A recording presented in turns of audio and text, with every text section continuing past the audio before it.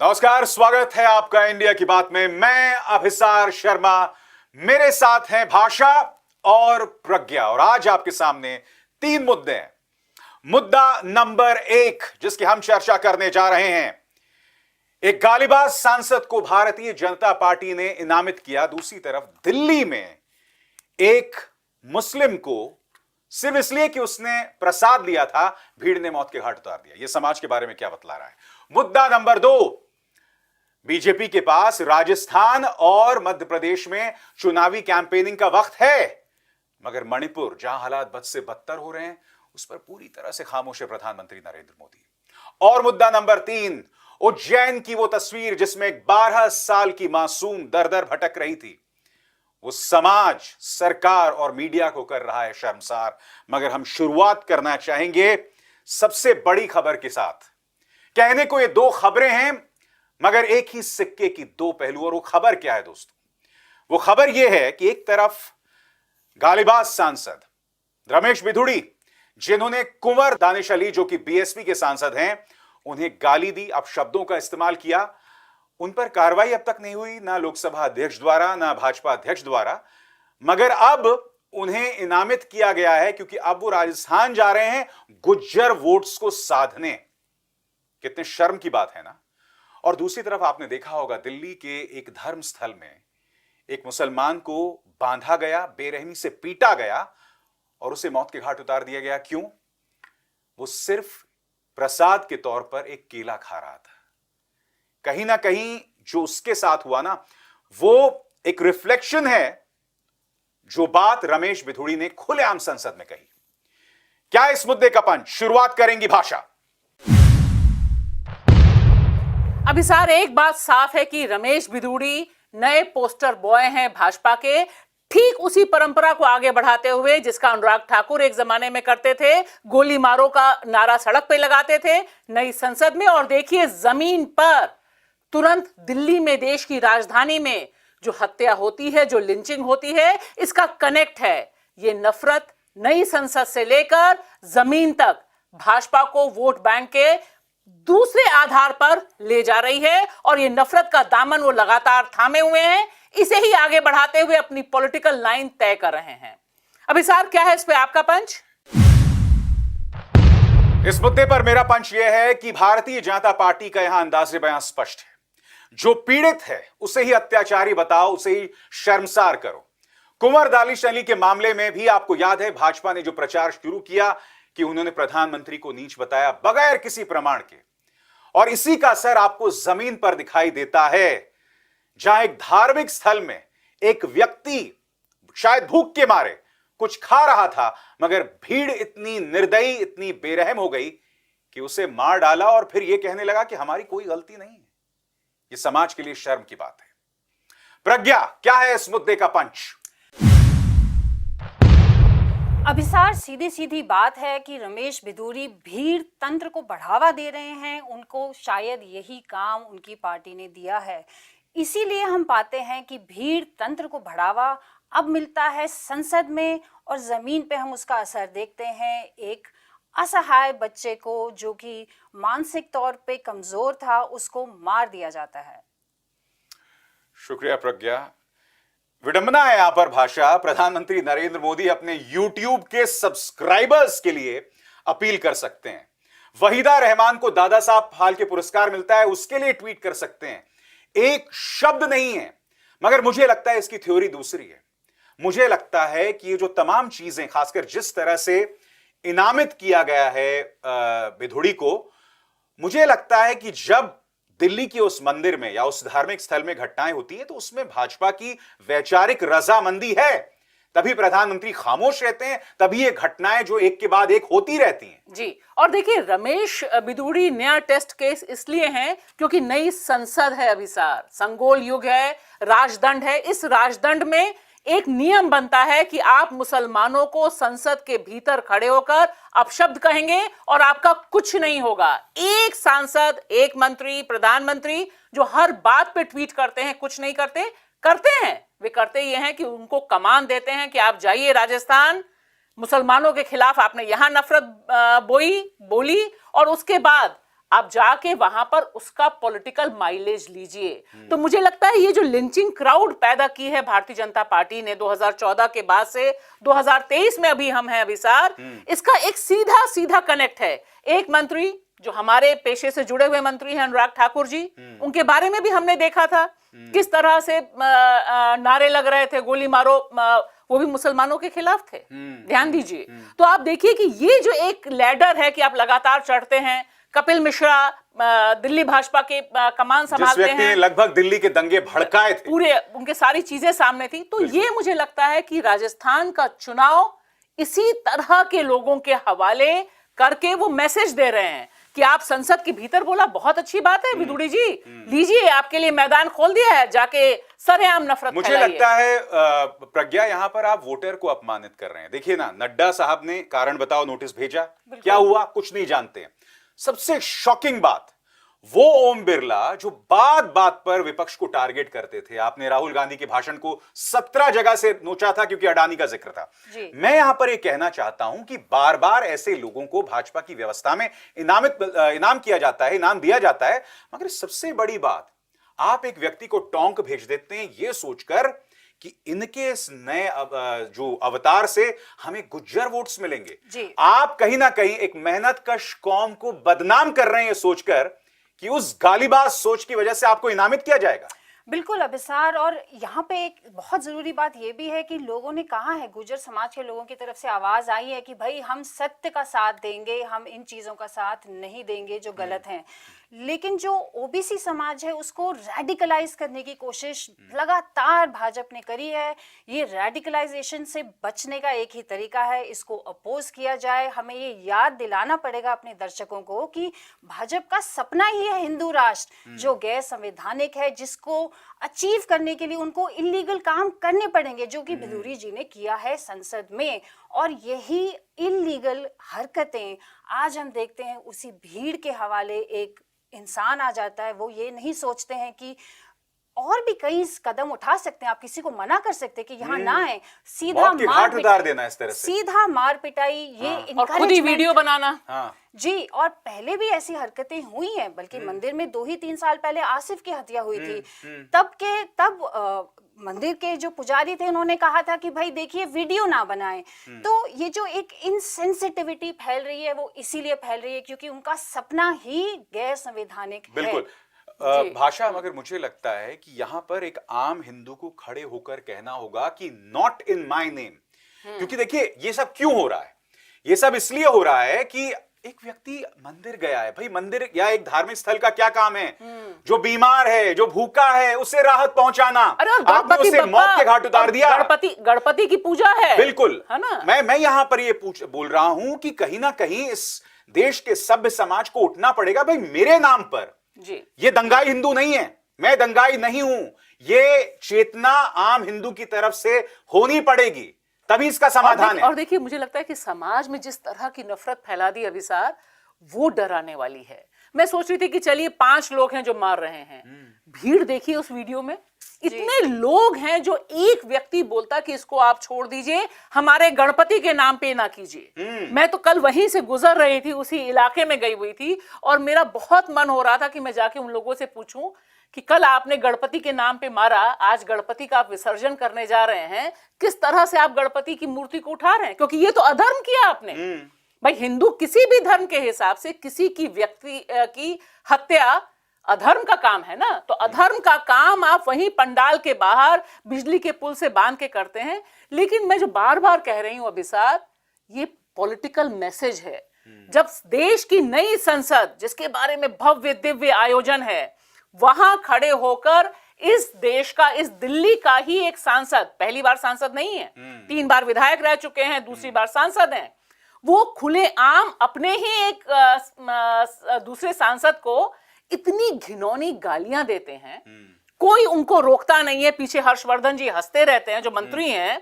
तो ये जो माननीय इस्तीफा प्रसाद को भूल रहे हैं आप, रविशंकर प्रसाद। रविशंकर प्रसाद, तो ये दोनों लोग हंस रहे हैं, यानी ये इंजॉयमेंट है कि आप एक मुसलमान सांसद को जलील होता हुआ देख रहे हैं और आप इंजॉय कर रहे हैं। मुझे लगा बिल्कुल वही भीड़ है जो देख रही है कि एक मुसलमान को मार रहे हैं और आप इंजॉय कर रहे हैं। अच्छा। ये जो इंजॉयमेंट है मुसलमानों की विलिफिकेशन का, ये बहुत डरावना है। और मुझे लगता है आप सही कह रहे हैं कि हिंदू समाज अगर नहीं उठा तो, क्योंकि ये भीड़ रुकती नहीं है यहाँ पर, ये भीड़ हर जगह पहुंचती है इसी तरह से। बिल्कुल। और प्रज्ञा, मैं अक्सर अपने शोज में भी ये कहता हूं कि आज की तारीख में जिस तरह से मुसलमानों को टारगेट किया जाता है, आप देखिए किस तरह का प्रोपेगेंडा चलता है।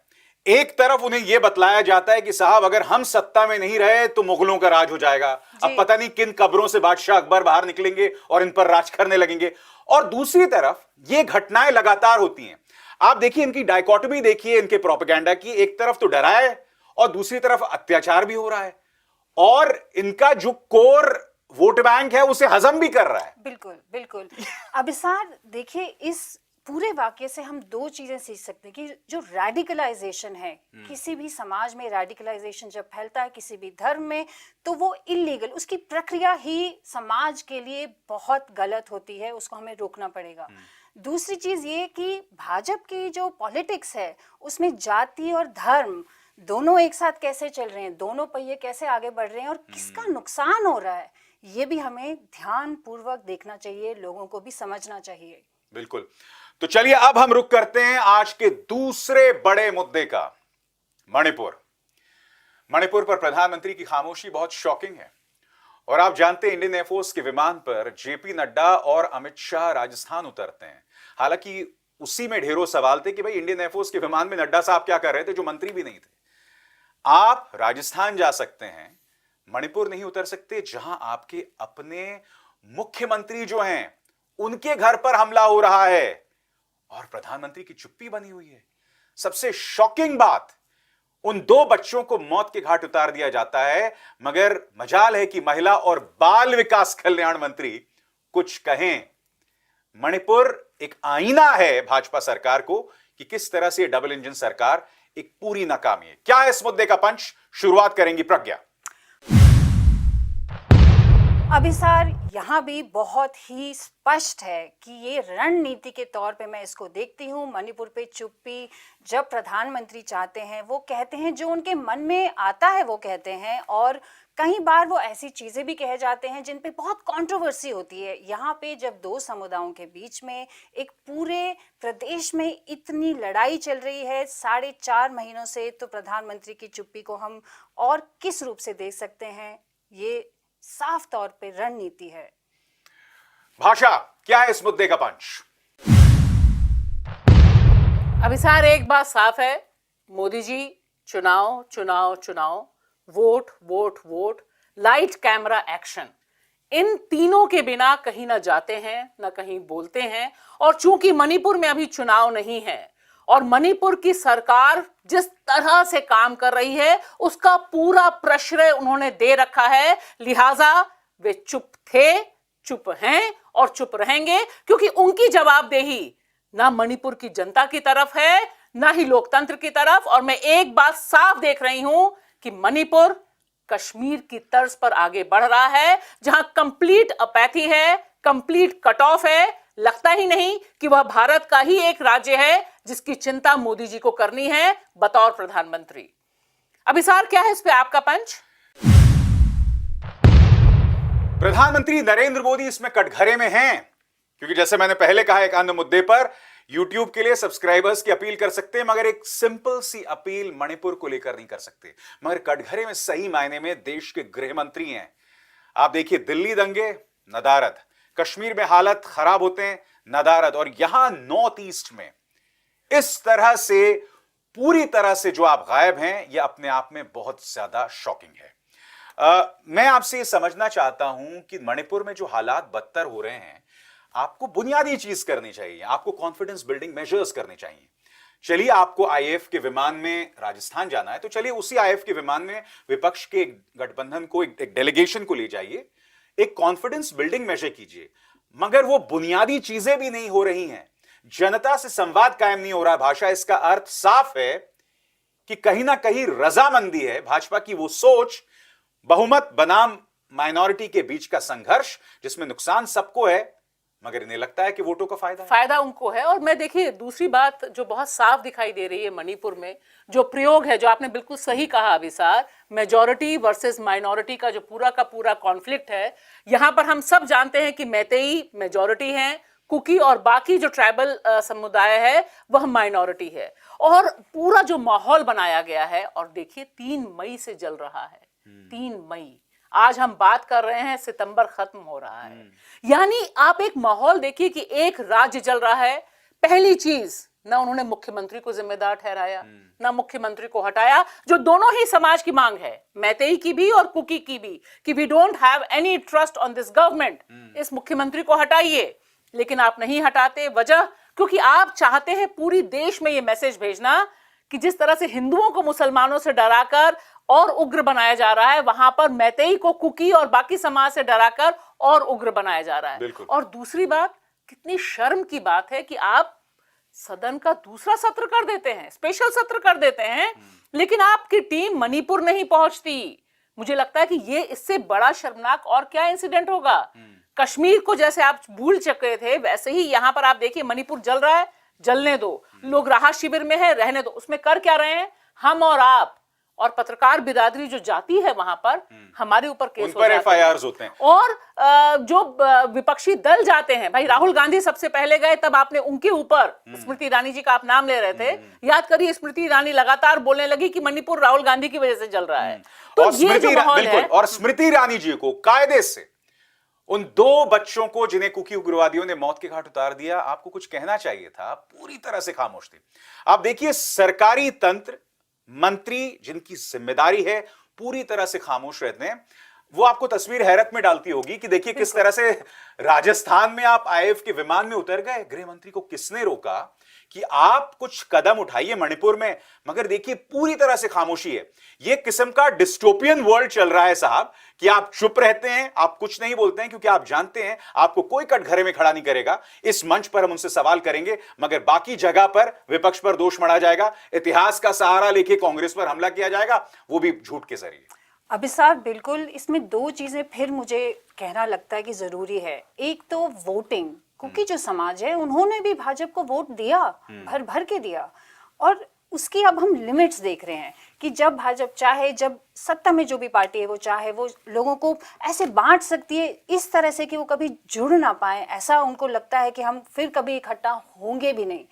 दूसरी चीज ये है अभिसार कि यहाँ आर्म्ड ग्रुप्स हैं, ये सरकार जानती है, होम मिनिस्ट्री जानती है, तो आपने जो खुला छोड़ रखा है लोगों को, ये रिस्क आप क्यों उठा रहे हैं?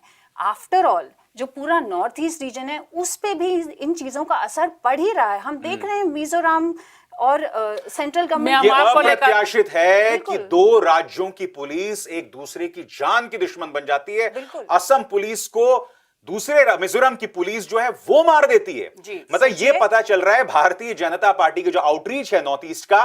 और सबसे शॉकिंग बात, अजीत डोभाल देश के राष्ट्रीय सुरक्षा सलाहकार पूरी तरह से खामोश हैं, जिन्हें जेम्स बॉन्ड आप बताते हो, हर जगह उनकी नाकामी दिखाई देती है। मैं कह रही हूं कि आपने गृह मंत्री जी का नाम लिया, अभी जो स्पेशल सेशन था उसमें, पिछले सेशन में भी अमित शाह जी ने कहा कि मोदी जी की तारीफ ये है और हिम्मत ये है कि उन्होंने यूक्रेन युद्ध रुकवा दिया।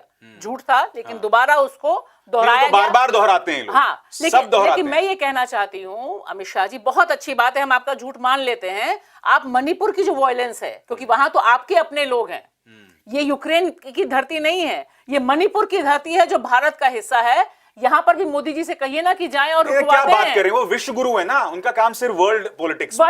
तो मैं कह रही हूँ, ये देखिए कि ये एक सवाल, और आप मीडिया की बात करें, मीडिया के लिए तो एग्जिस्ट ही नहीं करता। मणिपुर पे खबर आप देखिए कि कितने मेन स्ट्रीम मीडिया, जो कॉर्पोरेट मीडिया हैं, कितने लोगों ने अपने रिपोर्टर भेजे। अगर किसी और राज्य में ऐसी स्थिति होती अभिसार, तो हाहाकार मच गया होता, गुंडा राज आ गया होता, जंगल राज आ गया होता। मणिपुर जला जा रहा है और हम सारे लोकतंत्र के जितने खंबे हैं, इंक्लूडिंग जो न्यायपालिका है, वो खामोश है, सोच रही है कि अपने आप लड़ के जब शांत हो जाएगा तब कुछ काम किया जाएगा, जो बहुत दुखद है। बिल्कुल। भाषा अभिसार, इसमें एक और चीज है कि हमें याद करना पड़ेगा कि कुकी और मैतेई समाज, नॉर्थ ईस्ट के सारे स्टेट्स के सारे लोग अभी तक तो एक साथ रह रहे थे, तो अब अचानक उनमें ऐसा क्या हो गया कि वो एक साथ एक दूसरे की शक्ल नहीं देखना चाह रहे हैं। और दूसरा ये कि अभी तक क्या प्रयास किए गए हैं इन लोगों की जो आपसी सुलझाव के लिए, बिल्कुल। क्या अभी तक तो हमें कुछ नहीं पता कि कुछ कदम उठाए गए हैं जो ठोस हों। तो अभी तक, बल्कि ये भी एक शॉकिंग चीज है कि कैंप में डॉक्टरों की टीम तक नहीं जा पाई है। तो लोग जितना परेशान होंगे उतना लड़ेंगे, शायद ये भी रणनीति है। बिल्कुल प्रज्ञा, और हम ये ना भूलें कि खुद भारतीय जनता पार्टी के नेताओं ने कही है, उनके एक विधायक ने बात कही है कि ये जो हालात हैं वो सरकार की वजह से, यानी कि खुलेआम सरकार ही बढ़ावा दे रही। क्योंकि आपको याद होगा जब उन दो कुकी महिलाओं को नेकेड परेड करवाया जा रहा था, तो यह बताया जा रहा था कि पुलिस साथ ही उन लोगों के, और हर जगह पर इसी तरह से पुलिस जो है वो दंगाइयों का साथ देती है। तो ऐसे में हालात सामान्य होने की उम्मीद कैसे कर सकते हैं। अब हम रुक करना चाहेंगे अपने तीसरे मुद्दे का, जो बाकी शर्मसार करती है। और जब यह घटना हुई थी तो 24 घंटे तक मैं उसके बारे में कुछ कहने की स्थिति में नहीं था। मुद्दा था उज्जैन में 12 साल की एक बच्ची जिसके साथ दुष्कर्म होता है और वीडियो वायरल होता है। वो दर दर भटकती है, कोई उसकी मदद नहीं करता। एक तस्वीर यह भी आती है कि एक व्यक्ति दरवाजे पे खड़ा है, उसे देख रहा है, वो गिड़गिड़ा रही है, उसकी कोई मदद नहीं कर रहा है। देश की महिला और बाल विकास कल्याण मंत्री खामोश, राष्ट्रीय महिला आयोग खामोश, सरकार, समाज, मीडिया को शर्मसार करने वाली एक और घटना। क्या है इस मुद्दे का पंच, बताएंगी प्रज्ञा। अभिसार, मुझे तो लगता है कि जो 33% आरक्षण मिला है महिलाओं को, तो एक सवाल पैदा होता है, क्या ये कम उम्र की बालिका सपना देख सकती है कि एक दिन वो विधानसभा या लोकसभा में आएगी? ये दोनों चीजें एक साथ इस देश में बिल्कुल एक्सेप्टेबल नहीं है। ये सवाल सरकार के लिए भी है और हमें भी अपने आप से पूछना चाहिए कि जब हम वाहवाही करते हैं किसी भी कदम की, तो दूसरे पहलू भी देख लेने चाहिए एक बार कि महिलाओं की, लड़कियों की स्थिति असल में क्या है। भाषा, क्या है इस मुद्दे का पंच? अभिसार, एक बात बहुत साफ है कि इस बर्बर, दिल दुखाने वाली घटना जब हमारे सामने आती है और उस पर पूरा का पूरा पॉलिटिकल सिस्टम चुप रहता है। शिवराज सिंह चुप, उनका पूरा मंत्रिमंडल चुप, द्रौपदी मुर्मू जो वहां पर बगल में इंदौर में है वह चुप, और हमारे प्रिय प्रधानमंत्री जो बात बात पे ट्वीट करते हैं इस पर चुप। उससे लगता है कि जो ये 8 किलोमीटर ये बच्ची दौड़ी, जो घरों में लोग बैठे थे, दरअसल वो इस चुप वाले पॉलिटिकल सिस्टम का हिस्सा हैं। और यही सबसे बड़ा खतरा है अभिसार कि ये जो चुप्पी है, जो शर्मनाक आपराधिक चुप्पी उन तमाम लोगों के घरों में थी, मुझे लगता है उन तमाम घरों की बेटियां, बहनें सब असुरक्षित हैं, क्योंकि वह एक बच्ची के मदद के लिए बाहर नहीं आ पाए, एक कपड़ा नहीं दे पाए। मुझे तो शर्म आती है सोच के कि महाकाल की नगरी में किस तरह के लोग बसते हैं। अभिसार, क्या है इस पे आपका पंच? इस मुद्दे पर मेरा पंच यह है कि यकीनन ये अपने आप में एक बहुत बड़ी विडंबना है कि ये सब एक धर्म नगरी में हुआ। हालांकि हम ये भी ना भूलें कि उस लड़की को कपड़ा भी एक पंडित, एक पुरोहित ने दिया था। मगर शॉकिंग ये है कि इस मुद्दे पर कोई भी मीडिया की पापा की परी जो है वो डिबेट नहीं कर रही हैं। स्मृति ईरानी जी, जिनका एकमात्र काम है राहुल गांधी को ट्रोल करना, मगर इस पर खामोश हैं। राष्ट्रीय महिला आयोग खामोश है। इससे ज्यादा शर्मसार करने वाली बात आखिर क्या हो सकती है? स्मृति ईरानी पूरी तरह से खामोश। और देखिए, आप जानते हैं सबसे शॉकिंग क्या थी? मुझे याद है उस दिन वो बात कर रही थी कि भाई अमेठी के संजय गांधी अस्पताल में एक महिला की मौत हुई और कांग्रेस जो है वो दोषियों को बचाने की कोशिश कर रही है। मतलब ये सोचिए, सोच क्या है? सरकार आपकी, पुलिस आपकी, और आप इतने ऑब्सेस्ड है गांधी परिवार से, उसकी बात कर रहे हैं। और सांसद आप, हाँ, सांसद आप, हाँ, और हाँ, सांसद आप, सांसद आप। और उस लड़की के बारे में, क्योंकि देखिए ये एक ऐसी खबर है जिसने पूरे समाज को झकझोर दिया, और वो तस्वीर हमारे सामने थी जी, मगर मजाल ये महिला कुछ कह पाए जी। और वो देखिए वो कैसे कहेंगी। आपने उनका ट्विटर हैंडल देखा कि क्या क्या किया? मैंने उसी दिन जाकर शिवराज जी को देखा। वो रानी दुर्गावती की 52 फीट ऊंची मूर्ति बनाने की बात उसी दिन कर रहे हैं जिस दिन ये बच्ची वहां पर घूम रही है। तो ये और मोदी जी तो आप जानते हैं नारी शक्ति वंदन पर अपना अभिनंदन करा रहे हैं, उसी दिन हो रहा है, सब कुछ उसी दिन हो रहा है और ये खबरें हमारे सामने आ रही हैं। इससे एक बात साफ हो जाती है अभिसार कि ये तमाम लोग जो पॉलिटिकल क्लास है हमारा, इन्हें महिलाओं से, बच्चियों से रत्ती भर कोई सहानुभूति, प्रेम या इनको इंसान समझने के लायक भी नहीं समझते हैं। क्योंकि आप याद करिए मणिपुर का आपने जिक्र किया, जब नेकेड परेड है, ये सारे लोग जिनका नाम आप ले रहे हैं, मैं ले रही हूं, प्रज्ञा ले रही है, सब चुप, कोई नहीं बोलता है।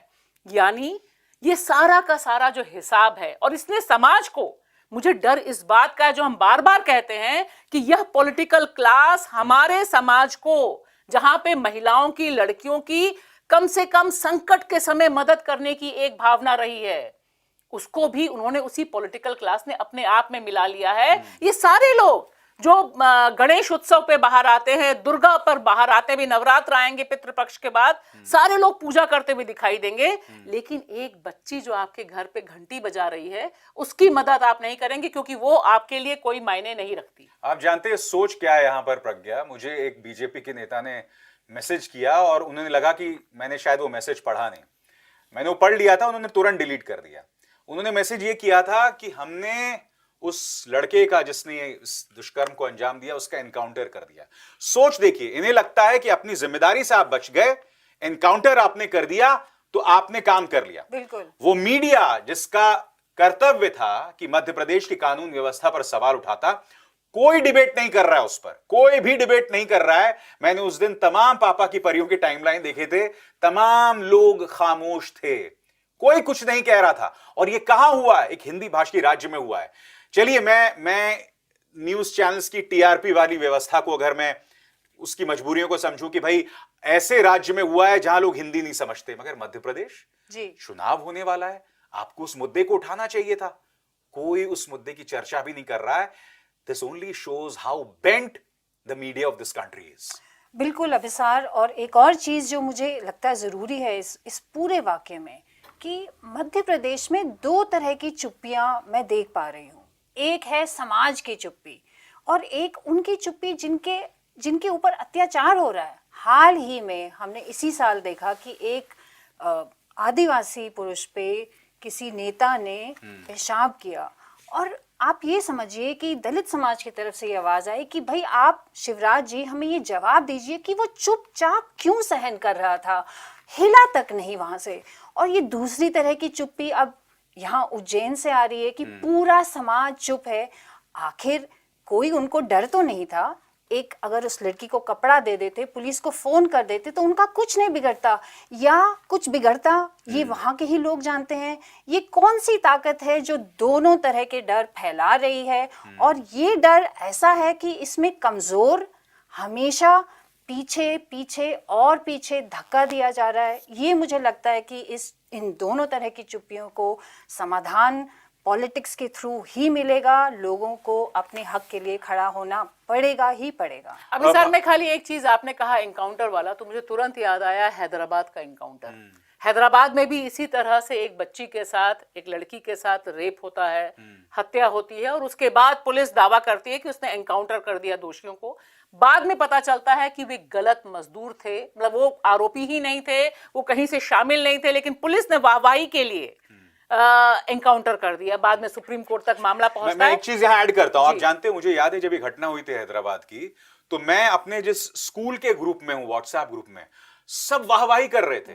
जी। और जब मैंने सवाल किया था कि क्या हमारे पास प्रमाण है, अरे बाप रे, मैं नहीं भूला हूं लोग किस तरह सारे से लोग आप ही पे हमला करने लग गए होंगे। हाँ, और फिर आप देखते हैं, और ऐसी ढेरों मिसालें हैं। जी। ढेरों मिसालें। तो मुझे लगता है कि ये जो एक मानसिकता है पॉलिटिकल क्लास की, कि आप अपनी वाहवाही के लिए, आपको लगे पुलिस प्रशासन पर दोष है तो आप एनकाउंटर कर दें ताकि मामला खत्म हो, असली दोषी ना पकड़ा जाए। और यहां पर अभिसार सबसे चिंताजनक है, एक व्यक्ति, ये घटना उज्जैन की है, पॉलिटिकल क्लास का देखिए, और खासतौर से रूलिंग क्लास, कोई उस बच्ची के पास नहीं पहुंचता, वहां की मंत्री नहीं पहुंचती, और सारे लोग ऐसे चुप हैं जैसे कुछ हुआ ही नहीं हो।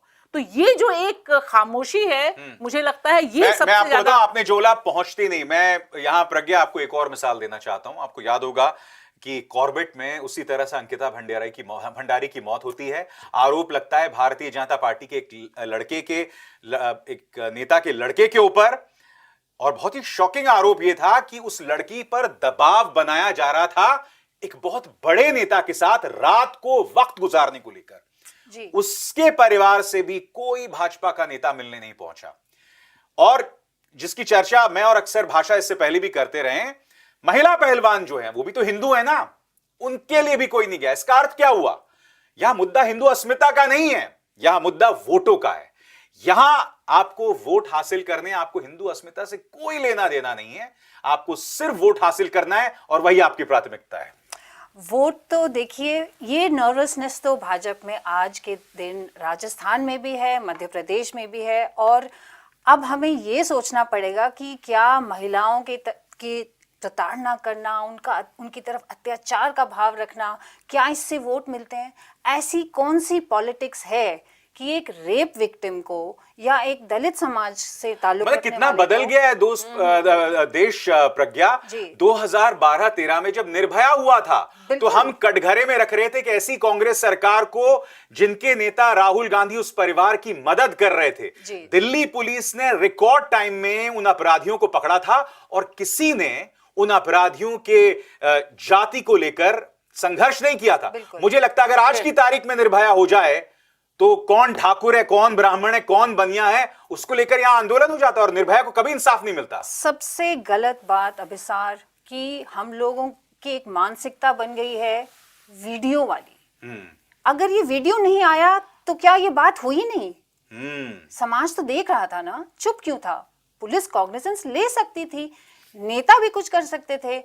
शायद ये वही मणिपुर वाली बात कि आपका फायदा हो रहा है, शायद ऐसे ही वोट बटोरे जाते हैं आजकल भाजपा रूल स्टेट्स में कि जितना आप लोगों को और देखिए परेशान करें। और मुझे लगता है कि एक बात और हमें जरूर बार बार बोलनी जरूरी है कि आज की तारीख में बृजभूषण शरण सिंह बिल्कुल सम्मानित सांसद हैं, जिनके खिलाफ अभी तक ऑन रिकॉर्ड माननीय प्रधानमंत्री, जो बेटी पढ़ाओ बेटी बचाओ, और अभी मध्य प्रदेश में, इसी मध्य प्रदेश में उन्होंने जो मोदी गारंटी का प्रवचन किया, उसमें एक शब्द भी नहीं बताया कि वह इस तरह के यौन आरोपियों को साइडलाइन करेंगे। यह समझना बहुत जरूरी है कि जब देश की संसद में इस तरह के आरोपियों को मुहर लगती है, ओके टिक मार्क लगता है, तब देश भर के जो बलात्कारी मानसिकता वाले लोग हैं ना, बिल्कुल। वो अपने को बिल्कुल बेखौफ समझते हैं कि कुछ भी कर लेंगे, कुछ नहीं होगा। अंकिता भंडारी में भी न्याय नहीं हुआ, और आज की तारीख में जब हम बात कर रहे हैं, महिला पहलवानों के साथ भी न्याय नहीं हुआ। और इससे बड़ी विडंबना और इससे बड़ा पर्दाफाश उनके बेटी प्रेम का कुछ नहीं हो सकता।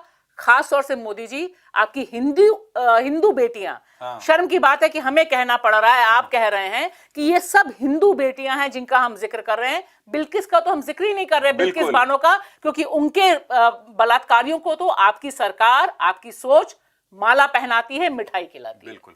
बहुत बहुत शुक्रिया प्रज्ञा और भाषा। इंडिया की बात में बस इतना ही। अभिसार शर्मा को दीजिए इजाजत। नमस्कार। स्वतंत्र और आजाद पत्रकारिता का समर्थन कीजिए, सच में मेरा साथी बनिए। बहुत आसान है दोस्तों, इस ज्वाइन बटन को दबाइए और आपके सामने आएंगे ये 3 विकल्प, इनमें से एक चुनिए और सच के इस सफर में मेरा साथी बनिए।